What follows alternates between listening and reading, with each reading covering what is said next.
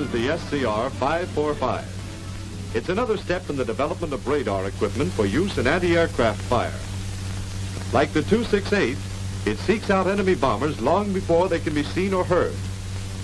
But in several important ways, it's a lot better than the 268. First, this 545 can track targets automatically. After you've located a plane and tracked it by hand until the signal is steady and strong, all you have to do is throw a switch and the 545 continues to track the plane by itself. The second improvement is its accuracy. It will supply data needed by any director, M4, M7, M9, M10, or T20. It can give out with the altitude, slant range, azimuth, and elevation of a target, depending on what's wanted. And guns that use the 545 data really get hit. That's why it's known as the gun-laying radar.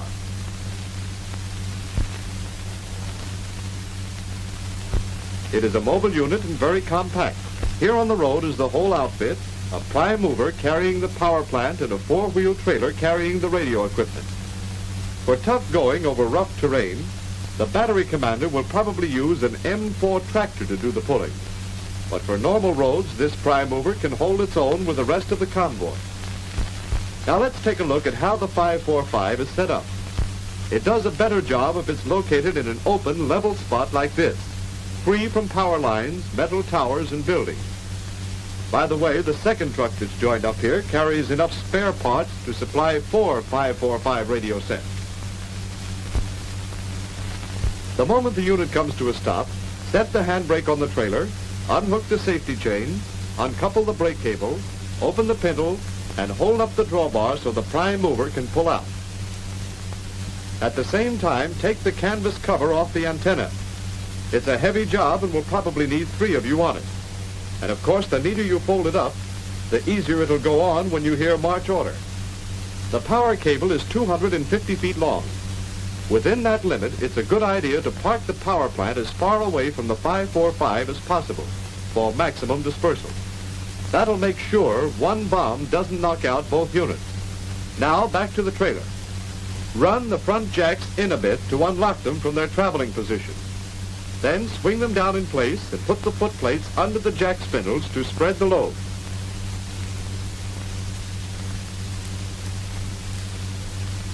The 545 must be perfectly level and remain steady to operate properly.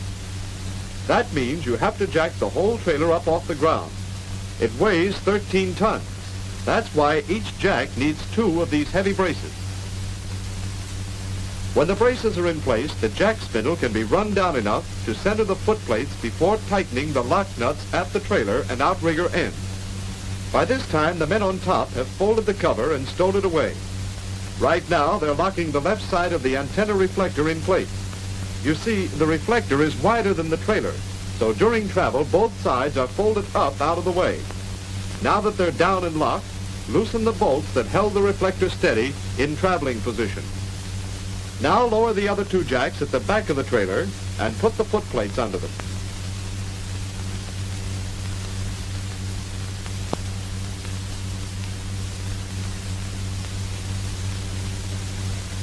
Put the braces on and tighten the lock nuts.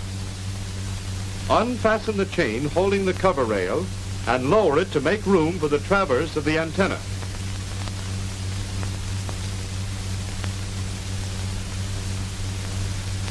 Remove the spotter seat from its traveling position and clamp it to the side of the pedestal. Before long, you'll see how the seat is used.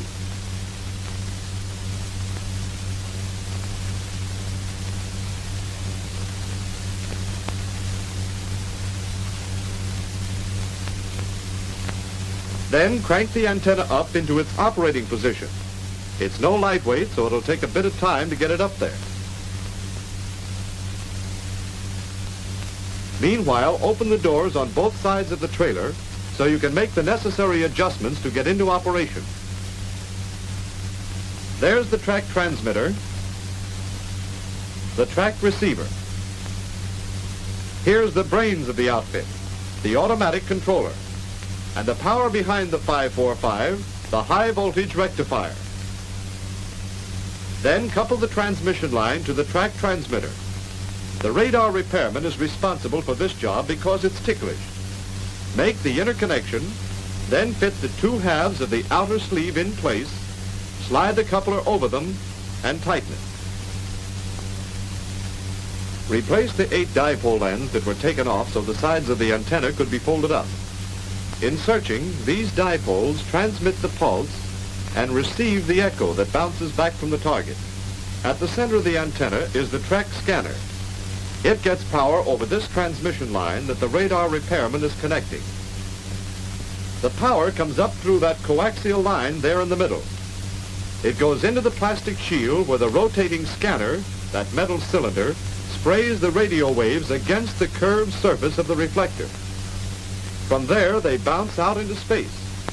Some of them strike the target and return to bounce back into the scanner, then on down to the track receiver. The scanner turns at 3,600 revolutions per minute, so it must be oiled at least once a day. To tune it, pull this plunger out to its marked setting and lock it. By this time, the antenna has been cranked all the way up. Next, you have to bolt the hinge joint together to make sure the antenna is lined up with the pedestal and held firmly to it. Swing the antenna up out of the way so you can get out the stud bolt. You'll find the wrenches, 4 of them, chained to the pedestal, handy for the job.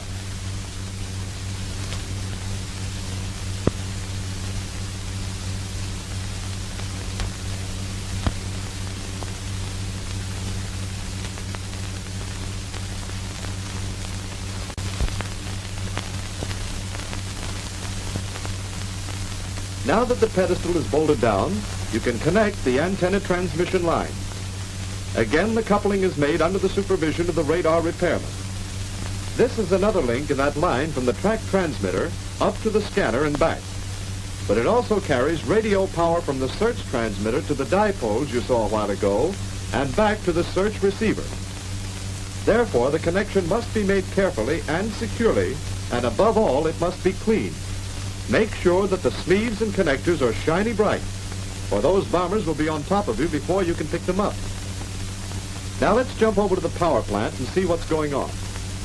The moment the driver stopped, he hopped out to open all the doors on the unit and check the motor. This power plant furnishes single-phase, 120-volt, 60-cycle power, just like you use on the 268.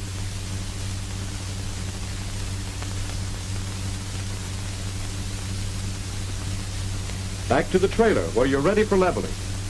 The chief of section gets up where he can see the level bubbles and directs the men at the 4 jacks to raise or lower the trailer until the bubbles are centered. As he looks down the rear hatch, this is what he sees. These small course miles are the ones you'll use for rough leveling. The large ones are for the final accurate leveling. While you're on the road, these big vials are removed and carried in a case in the trailer cab. This blower, by the way, cools the motor that drives the antenna pedestal in azimuth. Notice that in leveling, the men at the jacks always work in pairs. 2 left, 2 right, 2 front, or 2 rear. Thus, they move only 1 bubble at a time and also avoid any twisting strain on the chassis.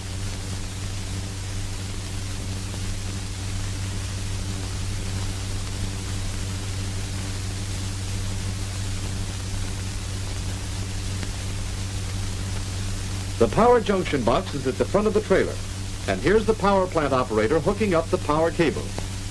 One lead is shorter than the other, so there's no danger of your grounding the hot side of the line.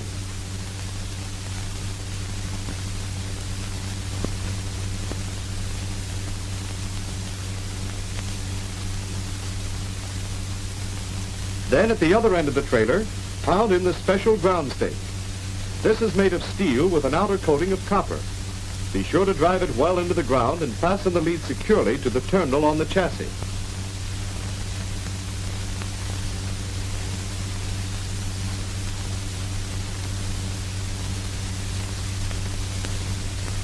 The 545 can furnish data to any type of gun director without making any internal adjustment.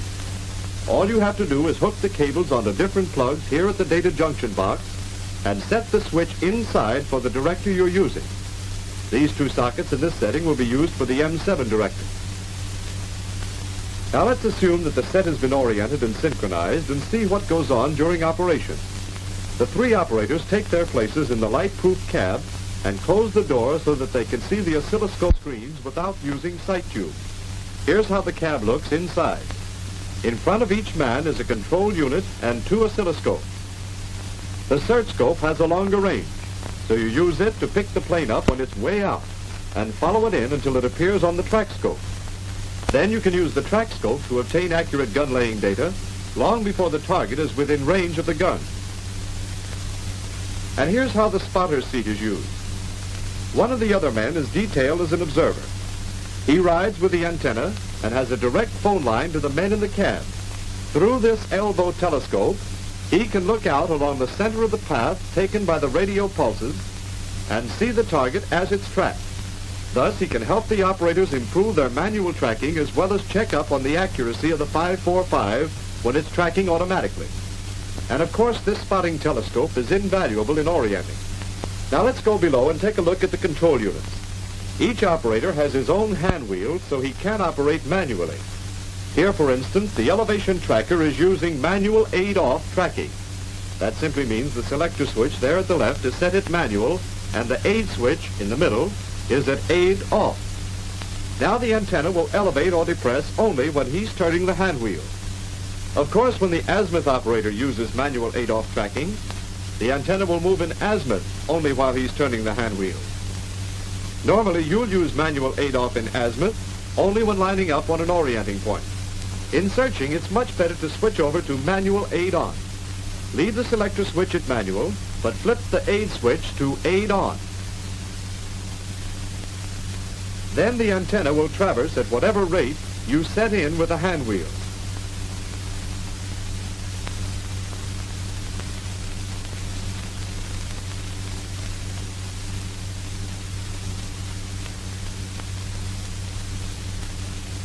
The moment a plane is picked up, all three operators go to manual aid-on and establish the correct rate of tracking.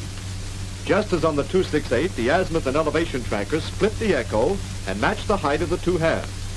But the range operator there at the far side, instead of moving the echo to a hairline to get the range, moves a notch in the baseline to the echo, like this. As soon as the pip is in the notch, the range operator throws the selector switch to automatic. The azimuth and elevation trackers do the same as soon as they have balanced their split echoes. Now the 545 tracks the plane by itself. It does as consistent and accurate a job of tracking as the best trackers in the outfit and relieves you of having to sweat it out trying to follow the target manually. And there it goes, dead on the plane, rain or shine, day or night. Now how do you think a Nazi or Jap pilot feels up there? Knowing you've got him spotted, knowing that no matter how he twists or turns, the finger of radar is always on him, and your guns are just waiting until he gets in range before blasting him to kingdom come. It might occur to him that a fella can't win when he's fighting against a nation with the inventiveness and resources to produce weapons like this.